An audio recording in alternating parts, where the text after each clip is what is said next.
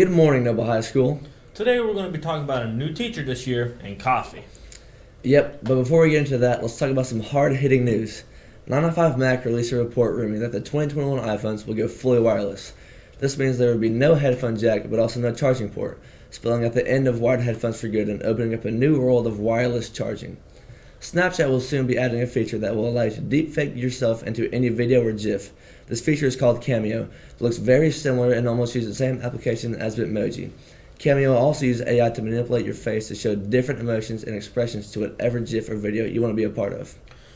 On December 9th, a volcano erupted on White Island, which is located in New Zealand. 15 people were seriously injured with burns, and New Zealand officials are not sure how many people are not accounted for, estimating total being in double digits.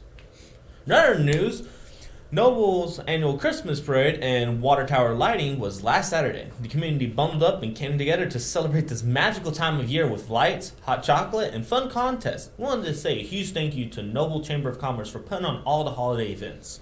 Wow, that seems like a lot of fun, but I'm still wondering why we're talking about coffee in this episode. You'll find out after this quick video from our sponsors.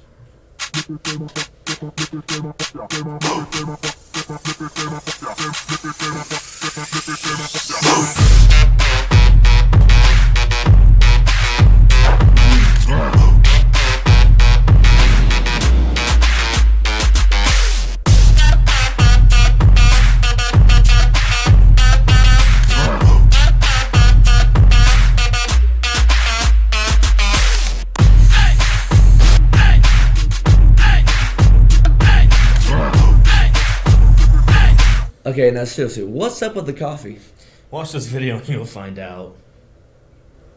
Hello everybody, I'm your host Richard Johnson. Today, what I have here is a standard 16-ounce coffee cup, which my lovely producer over there has filled with coffees from all over the state, and heck, maybe even all over the world. And what my and our contestant's job is to do is to try and guess what kind of coffee he put into this cup. Now, since I'm already up here, I might as well go first. So, let's try this. Wow. Holy crap, that's good. That's like a miracle product. Well, where's it from? You gotta have it imported or something. It's local, sir. It came from the local school cafeteria. Seriously? Like here? We can buy that? Yeah. I'm gonna have to start doing that, but wait. Are you saying what's wrong in my guess? Yeah, dead wrong. Ah! Ah! Ah! Oh, God! Security! No! I need to stop! No! Ah! Hello, everybody. I'm the producer, Kevin Murray. We had a little bit of technical difficulties just now, but to summarize this ad, the moral of the story is that Noble High School coffee from the cafeteria is really good. Sir, who's that behind you? What? Oh God, no! Wait, no! Okay, I was definitely not expecting that. You know, I wasn't expecting to get an interview with Addie Soul. Yeah, we got an interview with the only dancer from Oklahoma to go to the Macy's Day Parade. Let's watch it. I found out I was selected for the Macy's Great American Marching Band in the middle of an airport in Las Vegas. I was traveling to Australia with my cousin and my mom because my cousin got accepted to a track meet in Australia. This was not my first trip to New York City. I went when I was 10 years old with my mission group from church.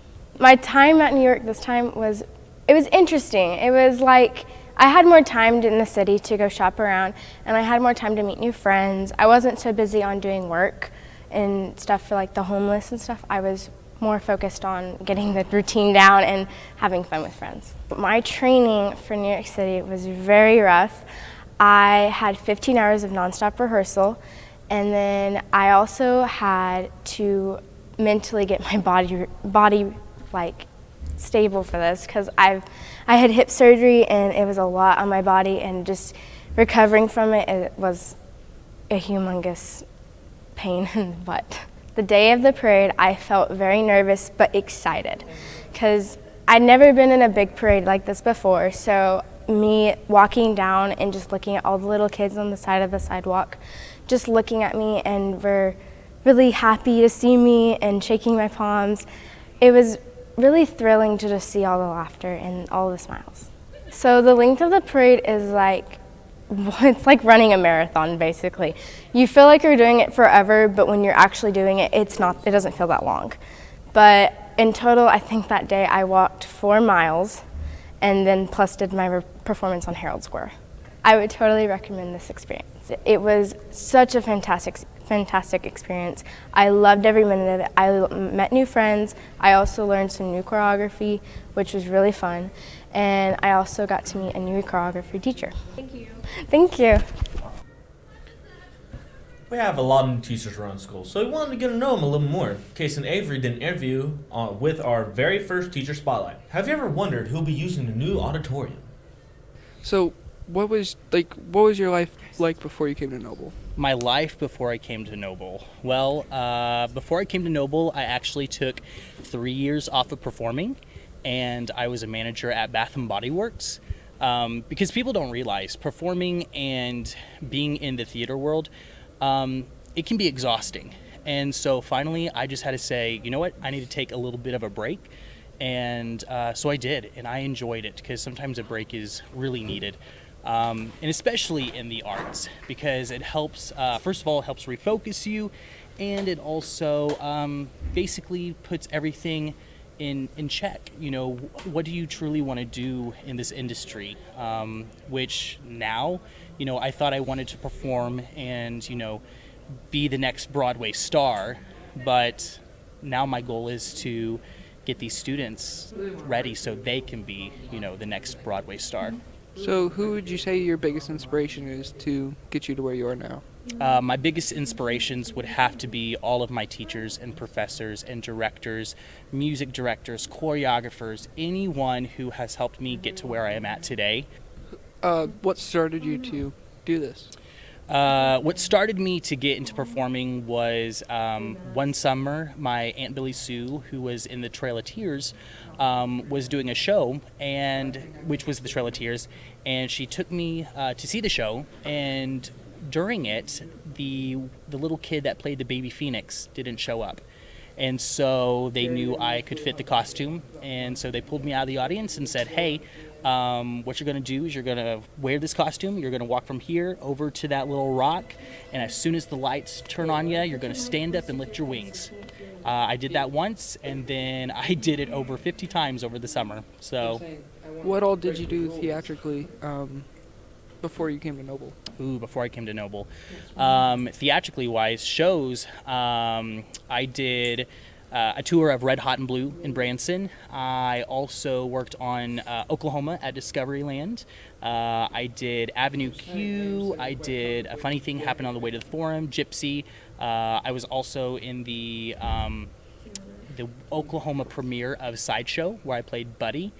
And what else have I done? I mean, if you want my resume, I got it for you. But yeah, I've done quite a bit. Also, was a singer for Governor Fallon's inaugural ball. Cool. So, we have this full facility and everything. How do you think this is gonna go? Like, do you think everything's gonna work out? And most definitely. I tell you, we are lucky to have a facility like this, and what we're super lucky to have is a facility that can continue to grow, something that we can continue to add more lights, sound. We do have the ability to add a new fly system when that comes, you know, in play. What are you most worried about basically having this whole building to yourself? The thing that I am most worried about is just people respecting the space. So we previously didn't even have a drama class or anything because of funding. How did we get the funding to do this and everything else? The funding was through a bond. Yeah, so we got a bond to get this facility. But they've always wanted a theater teacher, but now we're finally able to do that. What do you think qualifies you to be the best teacher you can be? What qualifies me? It's the passion for my students. So you've told us what you've done and what you're doing. What's next? What's next? Getting this facility growing, getting our program growing. I mean, it's pretty amazing. Our first year for a musical in a while, and we have over 50 people on the cast. So can you tell me what's coming up? What's coming up? Seussical the Musical. That is our musical that is coming up April 9th, 10th, 11th, and 12th. which we just finished auditions last week. We're about to start music rehearsals in December, and then when January hits, we are full on ready to go. Be sure to go to the Holiday Spectacular concert this Friday, December 13th at 7 p.m. in the new auditorium to see the high school and middle school choirs along with the drama department to put on a holiday show you don't want to miss. Yeah, I heard Santa's going to be going. Is it really? Not sure. Well, tickets are $5 for adults, students and kids are free. I think it's about time we wrapped up our final episode. This is Austin. And Alex. Signing off. All right, man. Until next time.